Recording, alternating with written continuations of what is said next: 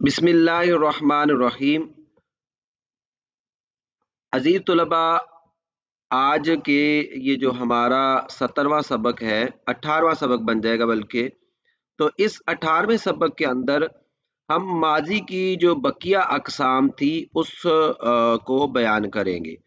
یاد رکھیے کہ ماضی کی ہم نے آپ کو 6 قسمیں بیان کی تھی۔ ایک ماضی مطلق ہوتا ہے، ایک ماضی قریب ہوتا ہے، ایک ماضی بعید ہوتا ہے، ایک ماضی تمنائی ہوتی ہے، ایک ماضی شکی ہوتی ہے اور ایک ماضی استمراری ہوتی ہے۔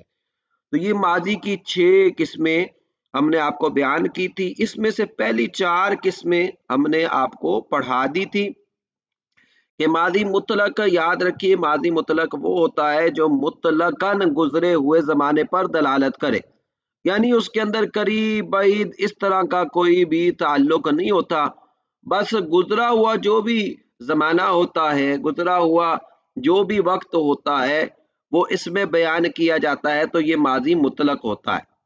دوسرا جی ماضی قریب ہوتا ہے، یعنی قریب سے مراد آپ کو سمجھ آ رہا ہے کہ ابھی یعنی تھوڑی دیر پہلے ہی وہ کام ہوا ہے، زمانہ قریب کے اندر وہ کام ہوا ہے، تو یہ ماضی قریب قرار پاتا ہے۔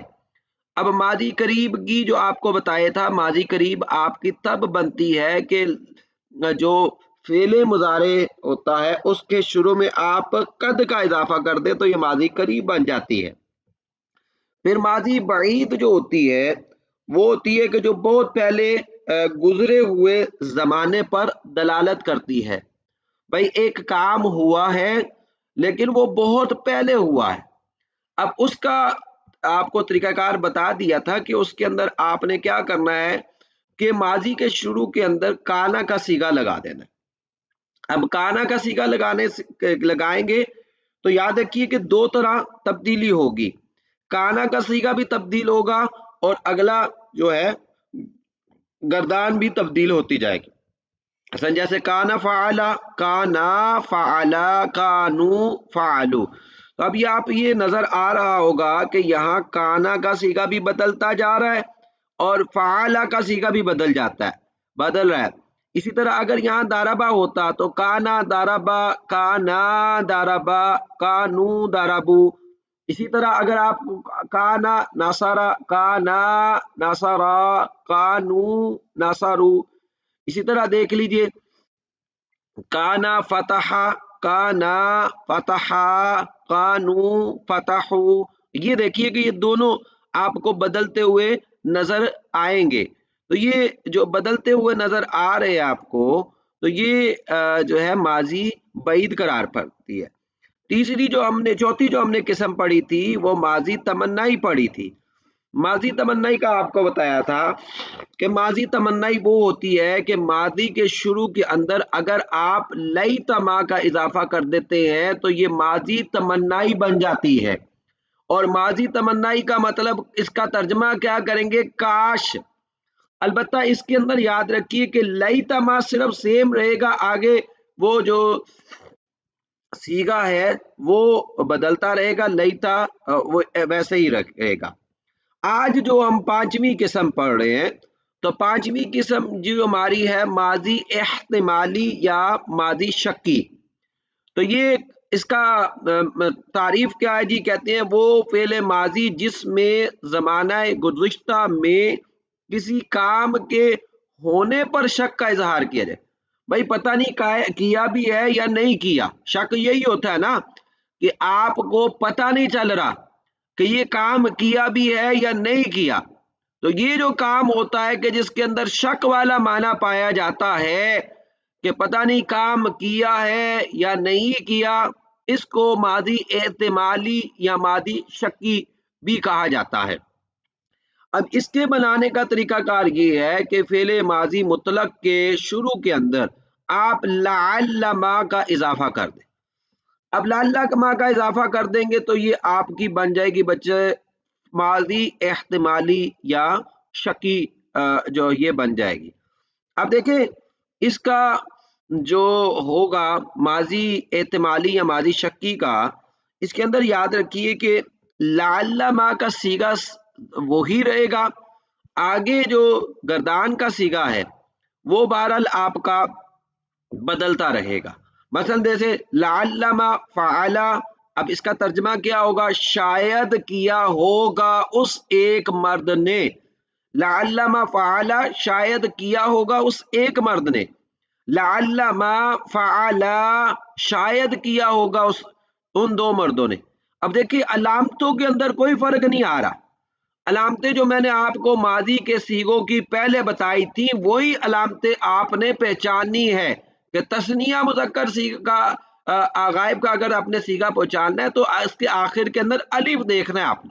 تو یہ الف ہوگا تو آپ نے سمجھ جانا ہے کہ یہ تثنیہ مذکر غائب کا صیغہ ہے. تو لعلما فعلا، لعلما فعلو، شاید کیا ان سب مردوں نے.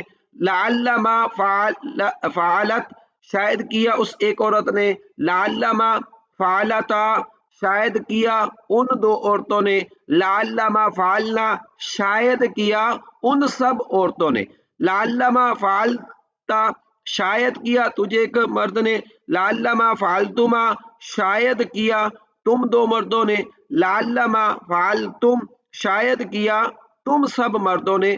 لعلما فعلتی، شاید کیا تجھ ایک عورت نے. لعلما فعلتما، شاید کیا تم دو عورتوں نے. لعلما فعلتن، شاید کیا تم سب عورتوں نے. اسی طرح دیکھیے لعلما فعلتو، شاید کیا تجھ میں ایک مرد یا میں ایک عورت نے. اور لعلما فعلنا، شاید کیا ہم سب مرد یا ہم سب عورتوں نے. تو یہ جی ہماری ماضی شکی بھی ہو گئی. آخری جو ماضی کی قسم ہے جی وہ ہے ماضی استمراری. ماضی استمراری کا دیکھ لیجئے کہ وہ فعل ماضی جو زمانہ گزشتہ میں کسی کام کے بار بار ہونے پر دلالت کرتی ہے. ماضی کے اندر جو آپ ایک روٹین میں عادت کے اعتبار سے آپ کام جاری رکھے ہوئے تھے اس کو ماضی استمراری کہتے ہیں. تو یہ ماضی استمراری کس طرح ہوگی؟ دیکھیں اس کو کہتے ہیں کہ اس کے اندر کانا، فعل مضارع کے شروع میں کانا کا صیغہ کر لے تو یہ ماضی استمراری بن جائے گی. مثلا کانا یفعلو، کانا یفعلانی، کانو یفعلون. تو اس کے اندر دیکھیں کہ ماضی کا صیغہ بھی بدلے، کانا کا صیغہ بھی بدلے گا اور مضارع کا صیغہ بھی بدلے گا. اب مثلا دیکھیے یہ کہہ رہے کانا یفعلو، کرتا رہا ہے وہ ایک مرد. کانا یفعلانی، کرتے رہے ہیں وہ دو مرد. کانو یفعلون، کرتے رہے ہیں وہ سب مرد. کانت تفعلو، کرتی رہی ہے وہ ایک عورت. کانتا تفعلانی، کرتی رہی ہیں وہ دو عورتیں. کننا یفعلنا، کرتی رہی ہے وہ سب عورتیں. کنتا تفعلو، کرتا رہا ہے تو ایک مرد. کنتما تفعلانی، کرتے رہے ہو تم دو مرد. کنتم تفعلون، کرتے رہے ہو تم سب مرد. کنتی تفعلین، کرتی رہی ہو تو ایک عورت. کنتما تفعلانی، کرتی رہی ہو تم دو عورتیں. کنتن تفعلن، کرتی رہی ہو تم سب عورتیں. کنتو افعلو، کرتا رہا ہوں یا کرتے رہے ہیں، کرتا رہا ہوں یا کرتی رہی ہوں میں ایک مرد یا میں ایک عورت. اور کننا نفعلو، کرتے رہے ہیں ہم دو مرد یا ہم دو عورتیں، ہم سب مرد یا ہم سب عورتیں. تو یہ تھی آپ کی ماضی استمراری بھی ہوگی. ماضی استمراری کا استعمال احادیث کے اندر بھی ہوا ہے، قرآن پاک کے اندر بھی اس کا استعمال ہوا ہے. تو میں امید کرتا ہوں عزیز طلباء آپ کو یہ سمجھ آیا ہوگا.